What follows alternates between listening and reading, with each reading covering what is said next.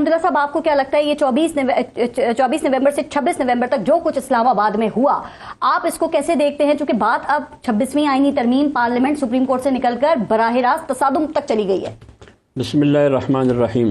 بات 26ویں آئینی ترمیم سے شروع ہوئی، 26 نومبر پر ختم ہوئی۔ جی، اب 26 کا بے انصافی کر رہا ہے، یا ہم سیاستدان اور حکومت میں بیٹھے ہوئے لوگ بے انصاف ہیں، یا مارنے کے لیے صرف عوام ہے؟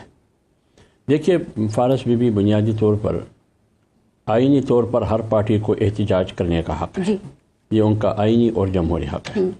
ہر پارٹی کی طرز سیاست اپنی ہے۔ پی ٹی آئی نے کیا حکمت عملی بنائی، لیکن جلسہ کرنا، جلوس نکالنا، اسلام آباد تک آنا، اس پر کیوں پابندی ہے؟ کیوں نہیں آ سکتے؟ اگر فرض کرے پیپلز پارٹی کل اعلان کرے اپوزیشن میں جماعت ہو کہ میں نے اسلام آباد میں جلسہ کرنا ہے، کیا حکومت اجازت دے گی یا نہیں دے گی؟ دے گی۔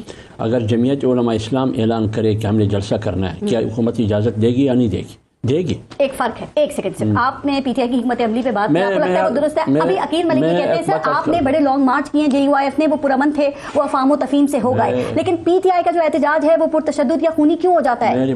میری عرض سنیں نا، جب وہ احتجاج کا اعلان کرتے ہیں، پھر آپ جیسے ابھی انہوں نے 24 نومبر کا اعلان کیا، ہم نے 3 دن پہلے یا 2 دن پہلے اسلام آباد کو کنٹینروں کے محاصرے میں لیا، اور آپ نے اعلان کیا، آپ کے وزیر داخلہ نے، آپ کے وزیر اطلاعات نے، حکومت نے، کہ اٹک کے آگے آپ نہیں بڑھ سکیں، اگر بڑھے تو گولی ماروں گا۔ کہا یا نہیں کہا؟ طاقت کے زور سے روکوں گا آپ کو۔ پھر اٹک سے یہ بات آپ نے کیوں کی؟ آپ نے ان کو اور اشتعال میں لایا۔ تو جب آپ ادھر اشتعال میں لانے کی کوشش کریں گے، گولی کی بات کریں گے، طاقت کی بات کریں گے، تو وہ تو انسان تو جذباتی ہوتا ہے، یہ تو انسان کا فطری عادت ہے۔ قیادت فرض کرے وہ جذباتی نہیں ہے، لیکن ورکر کو آپ کیسے روکیں گے؟ تو لہٰذا یہ اصل بنیادی چیز یہ رویہ ہے۔ جب آپ نے کہا کہ اٹک کے آگے آپ نہیں آ سکیں گے، تو سوال یہ کیسے آ گئے؟ بالکل صحیح پوچھوں گی۔ پھر آپ نے کہا کہ 26 نمبر کے آگے نہیں آ سکیں گے، پھر یہ کیسے آ گئے؟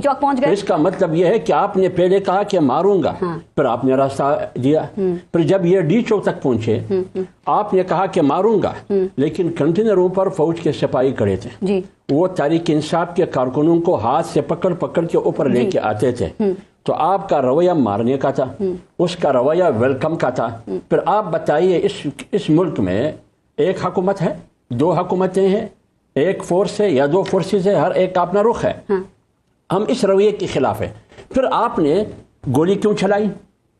یعنی اگر تحریک انصاف کے کارکنوں نے آپ پر گولی چلائی، یا کسی کے ہاتھ میں کلاشنکوف تھا، یا کسی کے ہاتھ میں راکٹ لانچر تھا، انہوں نے گولی چلائی تو ٹھیک، لیکن کہاں ہے کہ انہوں نے گولی چلائی؟ آپ نے کیوں چلائی گولی؟ ایک بات۔ دوسری بات نہیں، میں آپ کو بھی کہہ رہا ہوں نا، کنٹینر پر جو شخص نماز پڑھ رہا ہے، جی بالکل، فوٹیج صاحب نے دیکھا، تو ایک طرف فوج کے سپاہی ان کو اٹھا کے کنٹینر کے اوپر لے کے آ رہے ہیں، ایک آدمی نماز پڑھتے ہوئے آپ نے کنٹینر سے پھینک دیا اس کو، کیوں پھینکا؟ نماز پڑھنے کی بھی جگہ نہیں۔ ایک آدمی ہے، میں اگر ادھر ہوں، مجھے اندازہ ہے کہ ابھی سورج غروب ہونے والا ہے، میں تو کنٹینر پر پڑھوں گا، میں آپ کے سامنے بیٹھا ہوں۔ مطلب ریاست کو ذمہ دار ہونا چاہیے۔ دیکھیے کتنے جلسے ہوتے ہیں، کتنے جلسے آپ کے، کتنے جلسے ہوئے کہ کنٹینر پر قیادت نماز پڑھتے ہیں۔ حکومت کو کیا ایسا کرنا چاہیے تھا کہ وہ شہادتیں ہوئی اور جو پی ٹی آئی کوٹ کر رہے ہیں ہمارے لوگ ہلاکت ہو گئی، نہیں ہوتی؟ میری بات تو سنیے نا، آپ حکومت کی رویہ تو ذرا دیکھیے نا، کرتے کیا یہ بھی بتائیں نا، دیکھیے کیا کرنا چاہیے تھا، ان کی بتائیں بھی۔ ان کو اجازت دینی چاہیے تھی، ان کو اجازت دینی چاہیے، یعنی اگر آپ نے ان کو سنجانی میں جلسے کی اجازت دی تو آپ F9 پارک میں جلسے کی اجازت دیتے، وہ جلسہ کرتے، پھر چلے جاتے، 1-2 دن بیٹھ جاتے، کون سا آسمان گرتا؟ بشرا بی بی نہیں مانی نا، انہوں نے کہا تھا ڈی چوک، میری بات سنیے، اور اسی لیے راستے کھولے تھے۔ وہ تو حامد رضا صاحب بات کریں گے کہ بشرا بی بی نہیں مانی یا کس نے نہیں مانی۔ جب آپ گولی کی بات کرتے ہیں، جب آپ گولی کی بات کرتے ہیں، جب آنسو گیس اور شیلنگ چلاتے ہیں، تو پھر آپ بتائیے اس کا ریئیکشن کیا ہوگا؟ پھر